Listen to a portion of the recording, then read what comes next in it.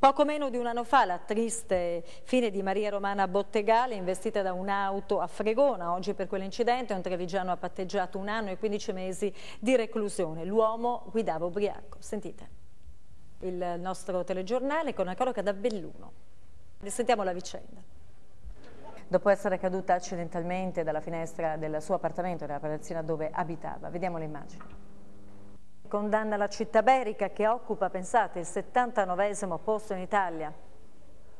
Una protesta forte contro lo spettro della disoccupazione, le immagini. A perdere la vita un 50enne proprio nei pressi delle strisce pedonali. Su questo incidente indaga la stradale di Castelfranco. Ieri sera blitz di un pullman di residenti nei nostri studi durante la diretta della trasmissione X News. Gli abitanti sono comunque riusciti ad incontrare l'assessore regionale Elena Donazzana. Guardiamo. E qui si apre un giallo sui fondi per il risarcimento. Di stasera fra Berlusconi, Fini e Bossi, nell'attesa vediamo intanto chi sale e chi scende nella classifica dei papabili.